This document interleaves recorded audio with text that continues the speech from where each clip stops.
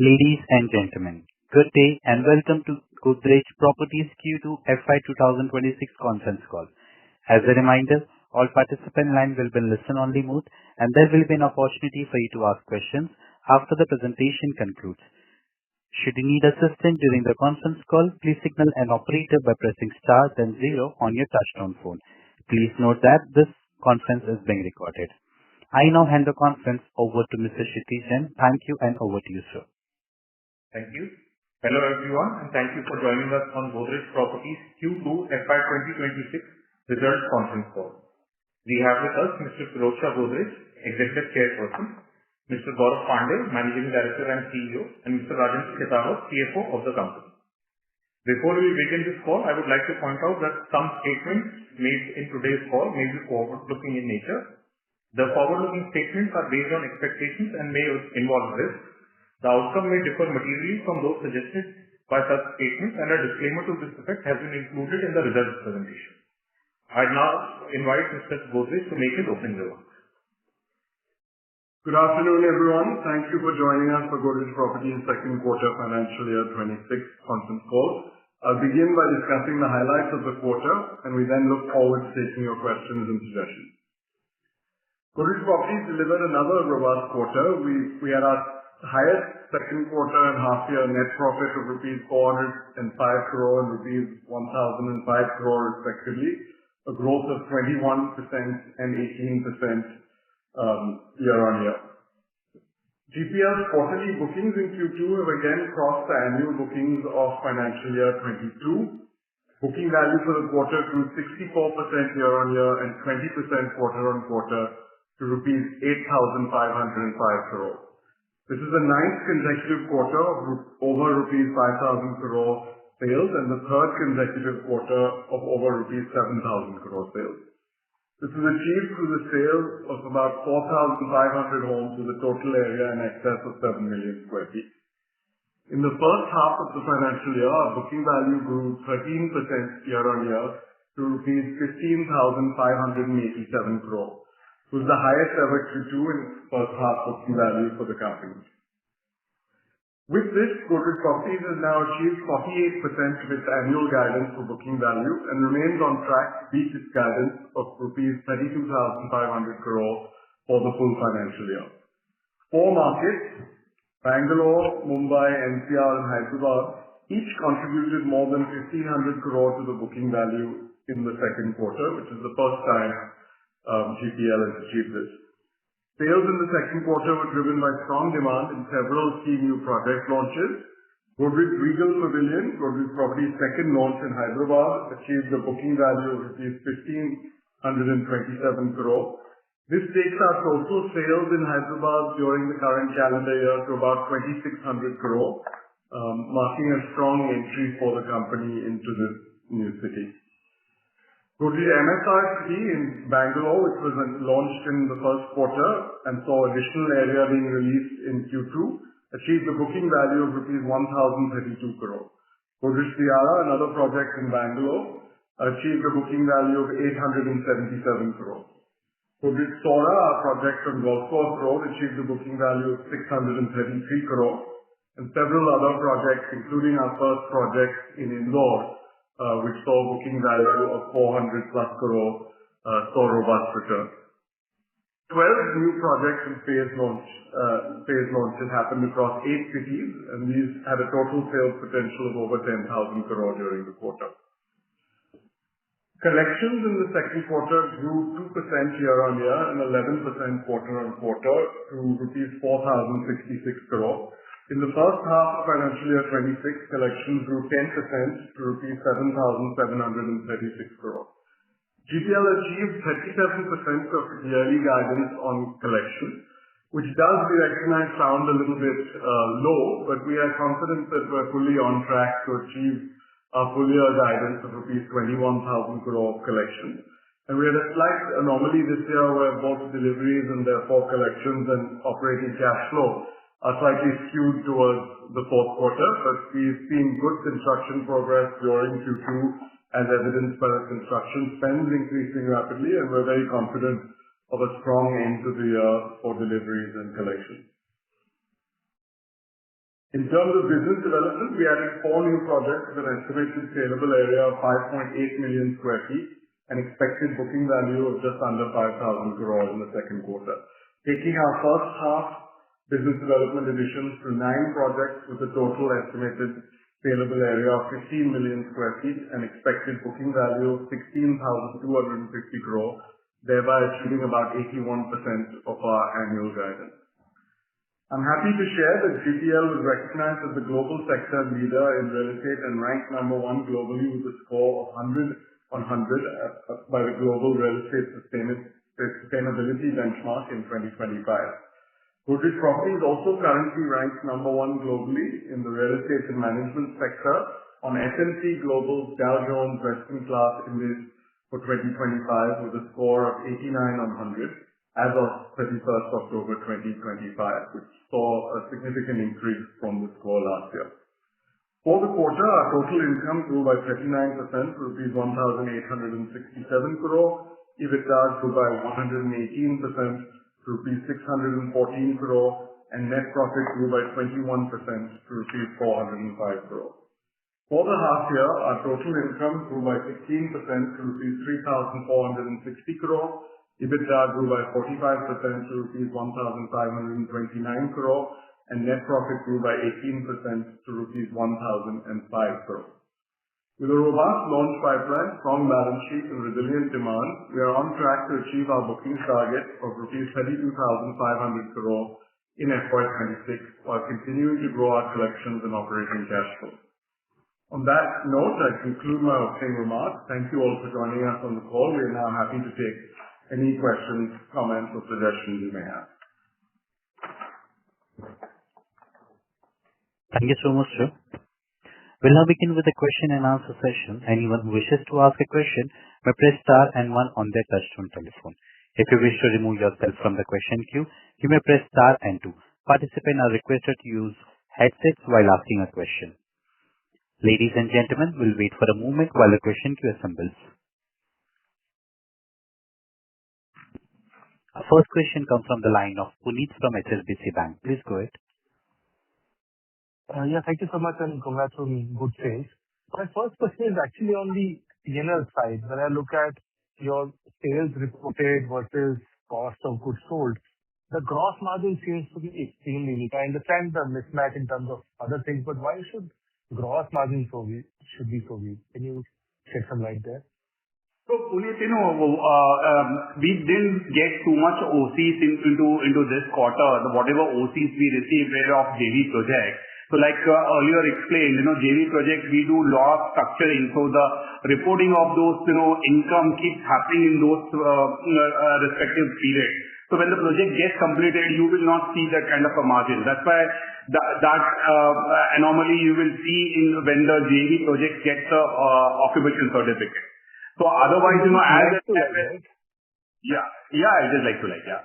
So as and when our own project starts getting into P&L, you will see a significant change in the P&L trajectory, which will, you will see that sales minus the cost of sales would be the resultant would be a significant net profit margin.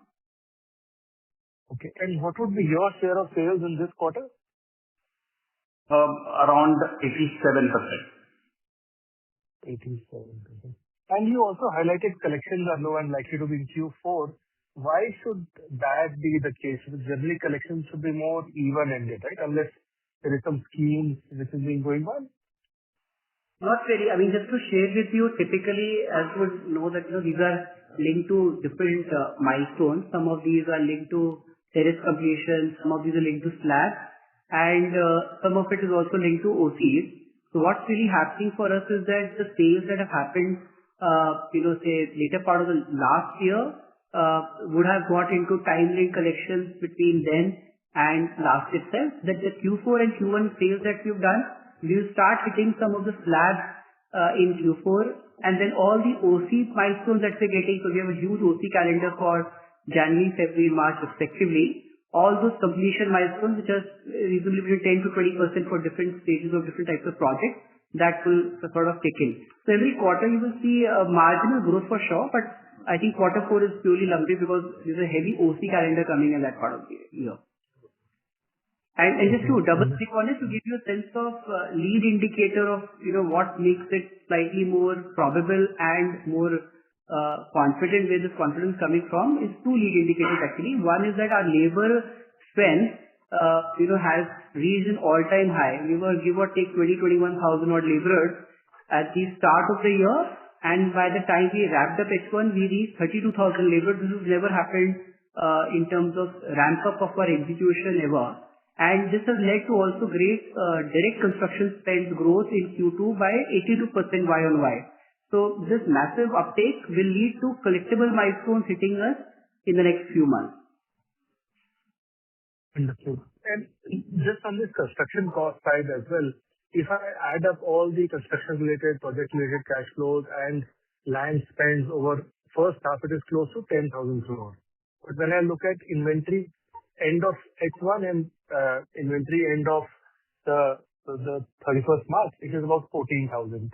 What would that gap be attributed to? Sorry, Puneet, I didn't understand what exactly you are alluding to. So in your cash flow statement, if I add up all the construction costs, which is construction-related outflows, project-related outflows, land approval costs, and advance to JV partner, it's about 10,000 crores of spend total in the first half. Right. Which should ideally be the gap between the end inventory minus the opening inventory, which is actually 14,000. So just the 3,000 gap there, how should one think of that? Anything moving between JV to us or something like that? Yeah, Puneet. So in certain of our joint venture projects, we have acquired the JV partner stake, due to which their earlier inventory is now start getting consolidated in our console account. That's why you can see some jump in the inventory from March to 30th September. Okay. So we have given exits, Puneet. We have given 2-3 exits of our existing profit sharing projects. So when you give an exit, a JV project starts getting consolidated to our books of account. So the gross accounting starts happening. Earlier only one line item used to keep coming in. So that's why you will see that shift happening as and when this change in the structure happens. Okay, understood. Very helpful. And lastly, just on the interest outflow, cash outflow, which is up on Q-on-Q basis, any color there? Yeah. So, you will see a, increase outflow in Q2 because, we have NCDs, the interest payments come around quarter two. If you see quarter two of last financial year, you will see a similar interest outflow happening. So there is an annual interest payment which happens in quarter two. That's why you will see that interest payment a little higher. In Q3, Q4, you will not see this kind of an interest payment outflow. Very helpful. Understood. Thank you so much and all the best. Thanks, Puneet. Thank you, sir. Our next question comes from the line of Mohit Agarwal from IIFL. Please go ahead. Yeah, thanks for the opportunity and congratulations on good set of bookings. So it's heartening to see a comeback of the ROE target of 20%. Just wanted two clarifications. Firstly, is this target irrespective of the capital base in FY28?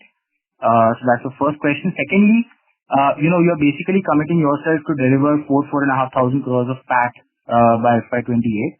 So how will it be kind of evenly spread between now and FY28, or will we see a step jump in profitability, in one of the years? I think there will be a little bit of a step jump in FY28, which will then be sustained beyond that. And the reason for that is I think a lot of the OCs we expect from some of the newer projects in outright structures will hit that year. Of course, I think if you look at net profit growth has been considerable over the last few years, but of course a lot of it is led with not with actual occupation certificate related profits, which I think you will see in FY28. So I think there will be reasonable profits between now and then, but certainly we do expect a step up in that year specifically. And I think on your question on irrespective of equity raise, I think there's two ways of answering that. I think as of now, we certainly don't have any plans, and I think it's highly unlikely that there would be any equity raise between now and then. So yes, in that sense, but if there is some opportunity or something unexpected, obviously in this business, equity raise cannot generate a return immediately because of the nature of the industry, but I think it's highly unlikely that there would be any equity raise between now and then. Okay. Thanks for the clarification. And secondly, Gaurav, on the Worli project, if you could share some colors, what has been the initial response like? If you could share some thoughts around, what has been the pricing. And also, I've seen the presentation that you've changed the structures from a 50% profit to 73% area sharing. So the reason behind that, and obviously it will get consolidated, but how does this change the IRR? So, thanks so much. Firstly, we are very excited that finally the name in the project is Godrej Trilogy is hitting the market. On a lighter note, I know every investor earnings call, this was a question asked to Pirojsha and me that where is this launch happening? So there is a lot of internal excitement, and I think in hindsight, there is such a massive upside we've seen from a market re-rating of the location, and this entire coastal road is benefiting that micro market in such a big way that our top line growth is humongous, and some of the area share that we've changed is largely to benefit our interest and get higher economic interest, because we're also trying to control specific units, specific floors, specific inventory, which is always easier to do when you do a sort of area share structure. The first part of it, this is more on the second part. The first part of your question, what are we seeing right now? To just give you a sense, we just recently got the RERA, and what we're doing a little different here is that, unlike a typical project that we have, where the inventory opportunity is limited and the pricing is also very homogeneous, this is quite different for this particular product. Why? Because we have 3 towers, and each of these towers have their own strong value proposition. There are specific units which gets you beautiful sea face views. There are specific units which gives you both the sea face view as well as Mahalakshmi Racecourse, and then there's some units which gives you more of Mahalakshmi Racecourse sort of view. So it's a very unique proposition, which is why we've kind of done an inventory by inventory pricing out here. And we also will release inventory gradually to sort of maximize the opportunity of profitability growth. That being said, any launch that we do is always has a very exciting number. So I don't want to comment on the number we want to target and hit, but this is more of a profit maximization opportunity because we don't see much of a competition. Early days, very frankly, to talk about pricing and all, but just to give you a sense, we will look at something like 80K onwards to 1.5 lakh, right? That's the range that's in our mind right now, depending on what inventory, when we want to launch. There's some top set of floors which we will hold for a while unless we see pricing offers coming directly of the range that we want to hit in the life cycle of the project. And I'm talking about these are the pricing, not including some of the best inventory that we'll hold for ourselves in terms of later launches. So yeah, super exciting. I've never got so many calls of references and influence to get an inventory, but we've not opened the doors yet for our customers. It's just opened last weekend on customer engagements. We've done 3 micro CP wine and cheese events, explained the product after RERA approval to our channel partners, explained the strategy we wanted to go. And I think very, very initial days, but we've got some very exciting response. So fingers crossed, this is going to be something to watch out, not just for this quarter, but I think it's going to be an important page in the legacy we're trying to create for South Bombay. Sure. And on the structural page, from profit sharing to area share? I mentioned that it's largely to take upside on controlling what inventory we would like to sell. And because, as I mentioned, the price range is very, very diverse. So there is a set of inventory we wanted to have. So plain vanilla structure would have not benefited us. So we created like a win-win with our partners and sort of did an allocation of inventory, and area share tends to give you slightly more upside. I think it makes it also just easier to operate the project. Everyone can sell at the pace they're looking to, at the timing they're looking to, and also, there's a single, or only we will be concerned with managing the project from an execution cost perspective. So that also, I think, streamlines decision making. Sure. Thanks a lot and all the best. Just to clarify, we control the inventory and we will sell that inventory. So there's no cannibalization risk. Just to double click, in fact, make some amount of fee out of it as well. Just to sort of give it complete color that we control all inventory and entire pricing. I'm sorry, sir, but the questioner was left the queue. However, he can still listen us. Let's go to the next one. Thank you. Our next question comes from the line of Parikshit Kandpal from HDFC Security. Please go ahead. Yeah, hi, sir. Congratulations on a recent quarter. So our first question is now, if I look at your H1 numbers, so you are already, if I analyze these numbers, you are top in all the markets now, Bangalore 5,000 crores in H1, so maybe makes you the top developer there, MMR, similar thing, NCR, Pune. So just want to understand from here, trajectory-wise, how each of these markets you're looking at growth in the mid to near term. So how does one look at these markets from your perspective?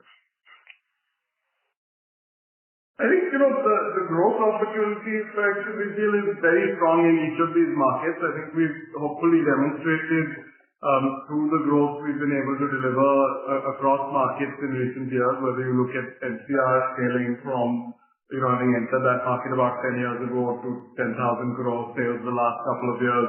Mumbai, which we thought was not performing up to potential a few years ago, has now scaled very nicely, and we're quite hopeful of crossing 10,000 crore in Mumbai. In the current year, Bangalore similarly off to a very good start in the first half. And our most recent market, Pune, of course, is another strong performing market where we've been the number one player over the last couple of years.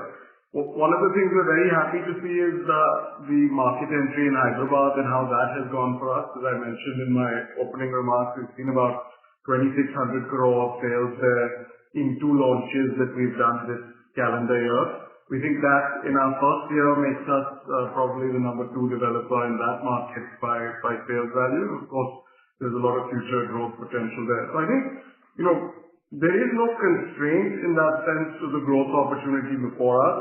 As a company, if we look at residential sales on a national level, we are currently last year at about 4.3% of total sales.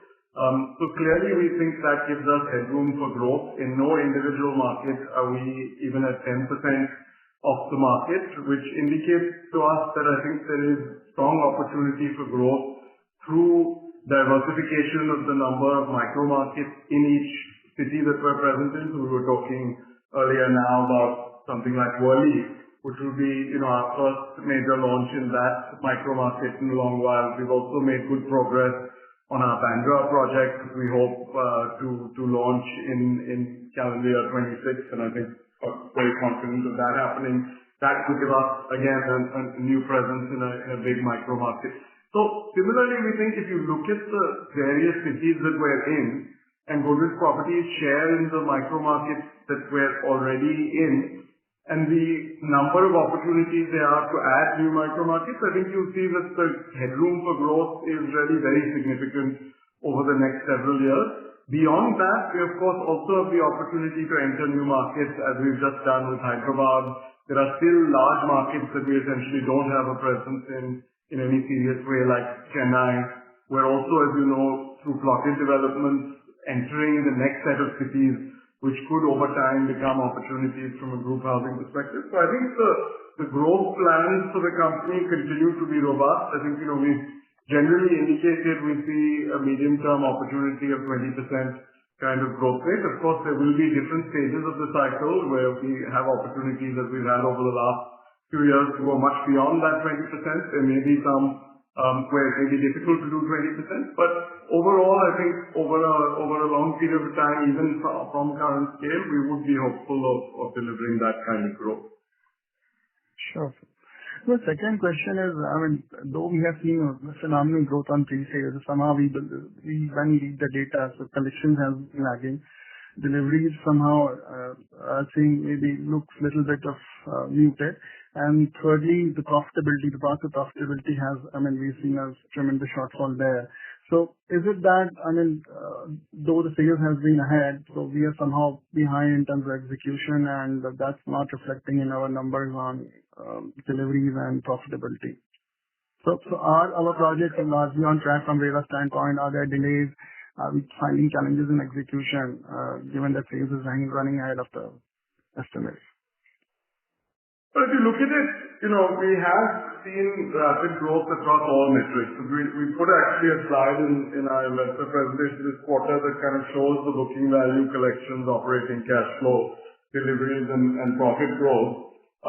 Booking value, as you rightly said, has been very fast at 65% compounded, but it's not that these other metrics have not been growing fast. If you look at our collections, compounded growth over those 3 years is 39%, deliveries is 42%, and operating cash flow is 62%. Net profit, I think honestly, the reported numbers are 58%, but I would agree that, a lot of that is accounting related. And it's not something that I would pay much attention to in the short term, because there are several dislocations for a company that's following the project completion accounting method, which not all of our peers are. But for a company that is growing fast and following the project completion accounting method, I think it's important to understand how some of this is working. So profitability is being very badly hit in some ways directly due to growth because of things like marketing costs being expensed out in year, whereas you're recognizing revenue recognition on deliveries of projects that were typically 4 or 5 years old and typically in joint venture structures. So we are quite confident that visibility will change considerably, as we said, by FY28, by when we expect the accounting numbers to catch up to at least some extent, and we expect to be able to deliver the 20% ROE we've talked about. That said, I would say that there are challenges in some ways on the execution side that we're doing everything possible to address. I think a lot of good work is happening in execution. I think Gaurav can talk about that maybe in a minute. But there are external challenges, things like the NGT and NCR, which has essentially taken 3 out of 12 months in a year of construction out in some ways and made things quite challenging. So there are external issues like that we are dealing with, and there are some projects that have been delayed, but certainly I think overall we feel execution is very much on track. As I said, the growth in execution in terms of deliveries last year was up to 18 million square feet. We expect this year as well to be ahead of our guidance, even though the first half has been a little bit slow. So I think the company has scaled well on all parameters in our view. Booking clearly comes first because you're first selling the project, but certainly is being backed up by a rapid growth in deliveries and collections as well, and we think we'll see more of that in the next couple of years as well. So maybe, Gaurav, if you want to just talk a little bit about that. Sure. So, Parikshit, just to give you a bit of a sense, like a year and a half back, we kind of started working on deep diagnostics of how do we scale up the execution muscle so as to support and, kind of take benefit of the pre-sales growth. And internally, we identified about 14 modules through which this construction speed can be scaled up. And maybe I'll just throw a light on some of them, otherwise this can be quite a bit of a session itself. But to give you some insights, like something as simple as how do we solve for the labor issues in India. And I'm sure you would have read some of the largest engineering EPC companies, how they've been struggling. So we said, what do we do differently? And we kind of deep diagnosed and created our own digital infrastructure system. So today, give or take, we have almost like 1 lakh laborers on a digital, sort of an interface through which we are able to kind of do predictive understanding of which laborers are at high attrition risk on what season, how to quickly replenish it, and how do we ensure that we are able to create an environment for more laborers to feel us as a preferred workspace for them. So moving from blue-collar workforce management thinking process to more of how employee centricity led culture-led practices, what most companies think of for a white-collar job. So through that, I think we've seen some clear recognizable and real outcomes. So I gave an example some time back that our labor force has increased from 21,000 thereabout laborers to about 32,000 laborers. And mind you, this is after, the scale that we built in last 20 odd years to bring 50% sort of a growth in 6 months comes out of outcome of lot of changes that we brought in. The second thing is, bringing more world-class contractors, supply chain systems. And we've been very actively working to increase the strength on that. So if you see some of our recent project construction contracts have gone to a much larger vendor base than what we used to have, say, 3-4 years back. So classic example is we have now latent working in say, a project like Reserve. Then we've got, someone like AEC doing something in Gurgaon. Then we've got Ahluwalia contracts. So you name it, some of the big boys are now working with us. We've also changed how we used to buy procurement in bulk. So we're standardizing many things in terms of tile systems, faucets, and all of this is kind of giving us both economies of scale and predictable supply chain. And then comes, finally it's all about getting your value chain right. And I think to give you a sort of a number metric, all this has led to an 82% Y-on-Y growth in Q2. If you read our reports for the last 2-3 years, you would see the growth annually in typical construction flows has been more or less, let's say, 5 to 10%. And this pivot that we are trying to see in this year quarter-on-quarter has been very encouraging. So yes, there has been some amount of noise, some very rightfully so coming out of NGT issues. Also, some of these are projects which were launched before COVID. So, mind you, we lost 6 months or so not to do anything, and we did not have a strategy to bring laborers immediately back then because we were unsure that can it lead to contamination and risk when vaccination was not there. Now all of this is behind us, and this is a new strategy. And to give you a sense, next 6 to 9 months we'll deliver about 4,000 homes in NCR alone. So yeah, I mean, reasonably confident to say that this is a problem we're understood, and this is a problem we've not left it to some sort of a situation. We've taken it head on, and we will deliver results upon it, which is what you'll see not just this year, but even on the outright project, which is why after a lot of thoughtful consideration is when we put our neck out and gave you a 20% ROE indication for FY28.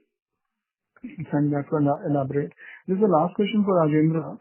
Sir, just on the OC-based revenue recognition this quarter, so what was the gross margin? Again, I mean, just like I'm asking that, including the partner or JV share, what was the total revenue recognized and what was the total cost against that? Just want to understand the embedded margin there, and also if you can help us understand the current pieces, what means embedded margins.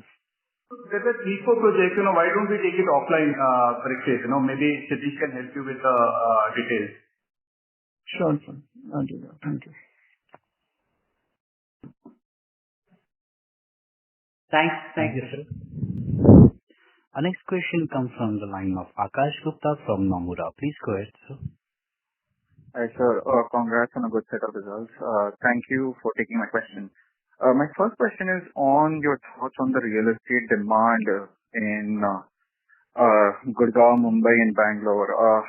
How are you thinking about pricing, footfalls, and conversions? That's my first question. I think, one of the benefits of Godrej Properties as a true unique platform is having been in the market for close to 2 decades with very strong executive team. We can, do some sort of a early assessment of risks and opportunities, accordingly flex investments and inventory management. And I'll maybe go a bit of a deep dive into market by market. I think Gurgaon, there was a lot of chatter last year that the market is becoming speculative and risky.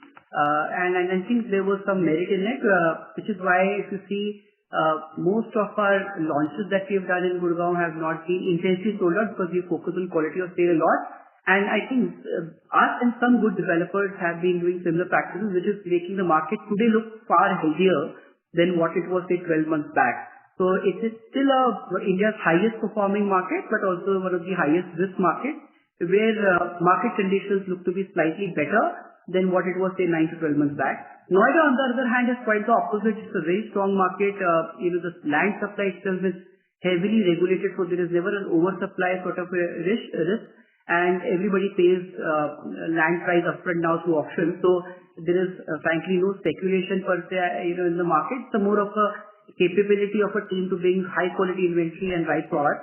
So very bullish on Noida market. Moving down to Pune. I think Pune is one market which frankly hasn't really taken off, though we are the number 1 player. But it's a sort of a price-wise a flattish market. But it probably, if you ask me, is the underdog of all markets because it has the highest potential. Because just 3-4 years back, Pune and Bangalore price were mimicking each other. And today Bangalore prices have gone to a whole different league where Pune prices have not really picked up. So I think it's sort of an underdog. It's a matter of time this market will fire. Moving to Bombay, I think this is one of my, sort of a consistent favorite market because the quality of buyers are very defined, very end-user centric market, very product conscious, very developer conscious. And we're seeing consistent sales in good products, not just of us, but of a competition. And I think, South Bombay, Western Suburb, and Panvel within the city are the most favored markets, and we're quite fortunate that we have been able to add a lot of inventory in the last 2-3 years of good BD work in these markets.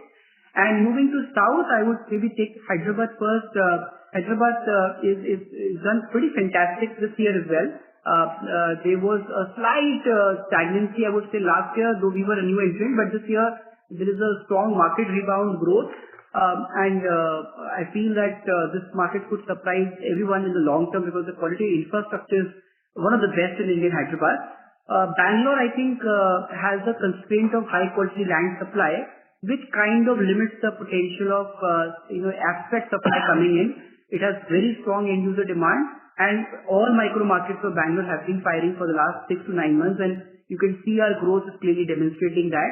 So probably right now, I would say the best performing market or the uptake we are seeing right now is the Bangalore market. Got it. Thank you for that. And sir, just looking at your launch value and booking value guidance, I mean, we have achieved 47 to 48% of that. And I think the second half is seasonally stronger. Is there any upside risk to your launch value guidance or your booking value guidance? Yes, there is a very strong upside risk, and I don't want to jinx it, but I would say with reasonable confidence we beat and exceed our guidance. Okay. Okay. And sir, my final question is your offtake for projects in Gurgaon, particularly when I see the performance of Godrej Sora. I think we launched 50% and sold 50% of that, versus if I see a project in Sector 54 Astra, I think the performance was fairly stronger there. I'm asking you this because we have, I think, a bigger project in Sector 53 again. So just wanted to know your thoughts around Miraya, Sora and Alira. How do you think the performance has been? Thank you so much. Just to sort of give you a sense of Sora as a project and our strategy behind it. See, when we started launching golf course road products, right, our thought process was quite simple. That this is where you have the highest land supply limitation, and you can have the highest maximization of profits provided your product excellence is very high. That means use the best of contractors, best of specs, because we were able to manage and buy the best of land parcels, and just not focus on inventory sales but quality of sales, because as I was mentioning sometime back, market by market focus, Gurgaon was looking at relatively much riskier market within the Indian stack from a property development point of view. So our idea was not to do consciously sold out projects, but to do extreme strong quality of sales. When I say quality of sales, meaning that unlike many of our peers, we don't allow multiple units to be bought by a customer. If we do see that there is a speculative tendency, we don't log in that booking. We have detailed KYC checks. And just to give you a sense, the projects that we talk about in Golf Course Road, I'll just give you one more example before Sora is, let's say, Miraya. Miraya, if my memory serves me right, sold about 450 sort of odd crores when it was initially launched, and today it's about 800 plus crores. We've sold close to about 39% of the inventory, but I'm glad to share with you that the profit that we had logged in MSO, we've done about 62 or 63% of that PAT. So with almost, let's say, half of the sales than originally we thought, we've almost doubled the profit. So I think there's a lot of profit maximization strategy going on. I think in Astra case, it frankly surprises. We had put a very strong aggressive pricing, but because it was bang on the main road, I think there was extraordinary euphoria, and we saw both high quality of sales and sort of sales maximization. In Sora, we were not able to build a marketing office at the site, and if you're familiar with Gurgaon, we used actually Astra marketing office to sell that product. So yes, the sales cycle becomes a little longer. But finally, I was expecting a similar like Miraya launch, like a 400, 450 crore launch. So I'm quite happy that the price at which we wanted to sell over the life cycle we've been able to achieve at the launch itself. So yeah, so this is coming out of not about outcomes, it's coming out of a very thought through strategy. Got it, sir. Thank you so much. Best of luck. Thank you, sir. Our next question comes from the line of Pritesh Sheth from Axis Capital. Please go ahead. Yeah, thanks for the opportunity. So just on NCR bit, we are doing well across the markets where we had to grow, Bangalore, Pune, MMR. NCR in first half seems to be lagging a bit. Do you think we can catch up and match up the 10,000 crore run rate that we have clocked in last couple of years, and key launches that we should look forward to, in this market, especially where your Gurgaon, your strategy is being more of quality-led sales. Will other markets or other projects bring in that velocity as well? So that's my first question. So I think, first of all, the team has a very exciting set of launches planned. I mean, and give you a color of the potential opportunities that we have. One is, we will have phase activation. We have not opened specific cards and specific high inventory. So, we do a classification internally of A, B, C category and a A plus category. So in some launches across JPL, we control A and A plus inventory. So a lot of exciting inventory will come in Golf Course Road to see continuous good traction of sales in Q3 and Q4. But that aside, we have a launch coming up in Greater Noida, most likely towards quarter 4. It's a very exciting project we've done. If you remember Godrej Majesty, we launched in quarter 1 and we sold I think about 950 odd crores then and another 350 odd crores from there on. So this is a similar micro market. So quite excited to see this one coming. Then we have a residential land parcel left in one of our townships in Greater Noida. The total revenue potential was 1,000 odd crores, so that could also hit the market. Then in very recently we launched retail in last quarter. You would have seen a 410 crore odd number in that one. And this was the ground first, second and third floor inventory. First time we were launching a retail of this size. The credit of the team, we launched only first and second floor, which is a slightly more difficult inventory to sell. And we've done a sold out of those 2 floors. This got introduced only after Shraddh of last year, for last quarter, which is practically 10 days. And the remaining inventory, the ground and third is more like a smaller shop, and ground is like the most prime inventory. Likely will be opened up quite soon. So that's going to be another very exciting number. Then we have Panipat acquisition we've done. That should open up. And then we have a 7.5 acres of super prime land parcel in Golf Course Road that we may choose to launch as and when we feel it's right. The design is very exciting. And that will be our last launch of Golf Course Road. And we're not in a hurry. We want to do first some good activations of other projects of Golf Course Road and then hit the market. So the team has everything in its size to hit a 10,000 crore number, and like they would deliver growth over the last year number. But yeah, reasonably confident that they won't do any things not to hit this. It's a very competitive team and healthy competition between different groups. So yeah, I mean reasonably I'm confident to hit this number. Sure. And while we are in NCR, any update on Ashok Vihar if you want to provide,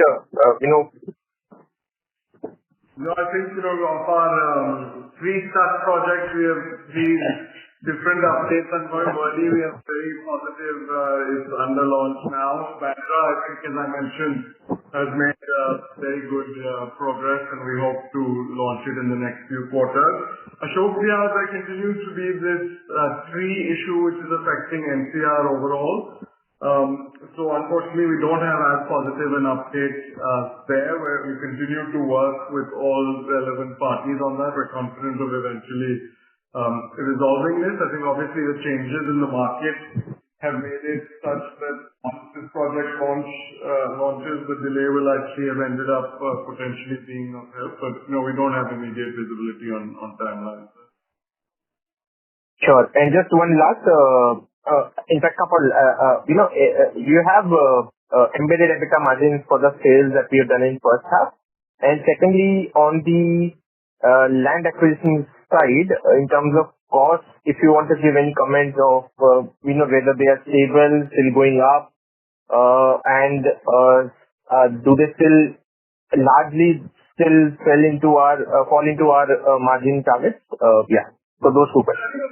On the embedded margin, we decided we prefer to do this on an annual basis, so we certainly continue that practice. On land, it's a bit of a mixed bag. We are seeing some good opportunities, which has allowed us to do 80% of our guidance in the first half, and BD lock-in is higher than sales in the first half, which I think is healthy.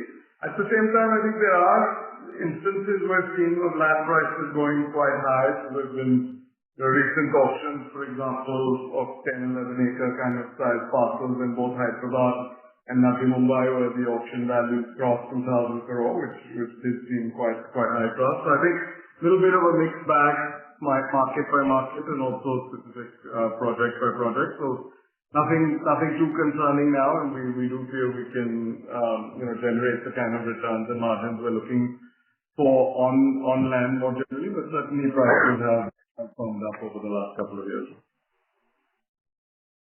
Sure, pretty helpful. That's it from my side, and all the best. for second half. Thank you, sir. Our next question comes from the line of Kunal Lakhan from CLSA. Please go ahead. Yeah, hi. Thanks for taking the question. My first question is on the construction spend, construction and project-related spend in second half. You spent about 6,500 crores in the first half. How are we looking at second half in terms of spend? I mean, we don't really give a projection per se, but I mean, fair to say that we will see a meaningful growth over last financial year. Sure. Just to follow up on that, basically what I was trying to get was, the last year we saw an operating cash flow of 7,500 crores on a full year basis. And this year we have done about 2,100 crores in first half. How should we look at full year cash flows? Would we see growth in OCF in FY26 over FY25, or it'll be flattish? Actually, as rightly said, it depends a lot. So there are, to sort of estimate operating cash flows, there is no brainer. There are only two real variables. One is your inflows, and the second is going to be outflows, which is largely construction and construction related. I think we have a very high degree of certainty when it comes to collections, right? I mean, that is something, there is a lot of predictable math. And construction, we are seeing a massive upswing, which is to speed up OC calendar for FY28. So, so there's a lot of aspiration internally to speed up. But if I were to give you a sense of min-max range, because I know what's going in your mind, could be between 6,500 to 8,500 is somewhere my best guess today. It's not a guidance, I would say it's my best guess where we land up, purely depending on how fast we're able to land up the construction for profit recognition of the FY28. Sure. But just to add, if the construction spend increase, maybe OCF may take a dip, in the quarter, but it may help us to give us a more billing milestone, which will definitely up the collection into the next quarter or for the coming quarter. So it may be a timing mismatch, but as Gaurav said, the min-max is between 6,500 to 8,500, depending on how the outflows actually pan out. Yeah. I mean, the reason I was asking was because if we were trying to, push our collections or drive our collections in Q4, that means a lot of the spend will actually happen in Q3 and, early Q4. So I mean, that's what I was getting at. So there shouldn't be any spillover of collections or operating cash flow as such, right? Again, talk about full year basis. So, from a collection strategy and the uptake that we've even let's say whatever we're doing on construction, quality of construction, speed of construction, if we were to consistently do 90% of our plan, we will achieve our guidance and we'll have a very good construction operating cash flow, which is the higher range estimate that I told you. But just that if we're able to maximize the opportunity even further to speed up construction, which would mean that our quarter 1, quarter 2 collections of next year would be good, our OC certainty will become higher for FY28, right? Then that's the only reason why your construction spend could slightly bring the 8,500 sort of a trajectory operating cash flow to 6,500, 7 kind of a trajectory. This is more of a guesstimation I'm just sort of giving you, but more than fair to say that the confidence on the collection metric is very, very high, and the upside risk of Q1 collections will depend on the ability of ours to speed up construction even beyond that. So it's a more of a one quarter over another quarter kind of a number.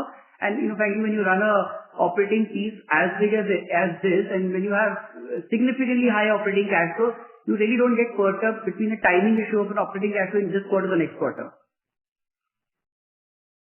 Sure, but over a long term, the operating cash flow growth should, yes, mirror absolutely, absolutely right. Absolutely. I think this is the most important metric for the company. So whether we look at incentives or other things, certainly this will be the key focus. Understood. And my second question was on the business development side. We've done 80% of the FY26 target. And how should we look at business development in second half? Does that 20,000 crore GDV number has a serious upside risk? And I think it does. I think as we've indicated, we don't want to miss guidance typically, so we do keep numbers that we're confident of meeting. On something like business development, we think it's quite important to keep flexibility. We don't want to ever be in a position where we're saying we're doing business development to meet our guides. We must be sure that we can generate the kind of returns we're looking to create on each of these investments. So I think, broadly speaking, roughly being in line with the sales we're achieving will be kind of what we're looking to do to ensure we can sustain the kind of growth momentum we've seen. So certainly, if you look at H1 sales and H1 BD, they're reasonably close to each other. I would expect probably something similar in the second half. Understood. And if I can squeeze one more. So in terms of the Sector 53 second phase launch, how should we look at pricing vis-a-vis the first phase? I mean, to be very frank, it will be little challenging for me to really give you a very specific project level inference, but I could rather help you with a framework. Anytime and every time we launch the next phase of a project, we tend to see how do we want to control if there is any leftover inventory in the previous phase, what's the quality of inventory left? Is it A plus and A, or is it the lower grade inventory? If it is any A plus, we actually first endeavor to liquidate some of that inventory to do a price establishment for the next phase. And in case for some reason we saw a great sold out, say 70, 60, 80% of A and A plus also, then we use that as a price benchmarking and do slight discount to that and increase the A and A plus of that phase even further. So that's how we do a pricing strategy. I won't be able to really frankly comment on a project specific because I don't have the inventory sheet and the specific details very handy with me. And this is something part of our typical pricing strategy which we do during our discussion with the sales team. Understood. Thank you so much and all the best. Thank you. Thank you. Our next question comes from the line of Saurabh Illa from JM Financial. Please go ahead. Hi. Thanks for the opportunity. You have already highlighted a very large pipeline for NCR in terms of launches, and in Mumbai there is of course Worli coming up. But can you also highlight other launches, maybe key launches for Worli, for Mumbai apart from Worli, and then for other markets as well, like Mumbai, Pune, and few of our plotted developments? Sure, I'll do that. Because I've already sort of elaborated on NCR, so I'll go maybe to Mumbai next. So apart from Worli, we launched a project in Indore. We had a second land parcel which our endeavor is to actually launch within this particular quarter. So that's the Mangale micro market of Indore, so that should hit. Then we will launch a sort of a commercial office space opportunity in the Panvel township during the year. It could be this quarter or early next quarter, so that's again a interesting launch. Then we have bought a series of 3 parcels in Kharghar through auctions to recollect. That should hit the market very soon. Likely quarter 4 is what that will hit the market.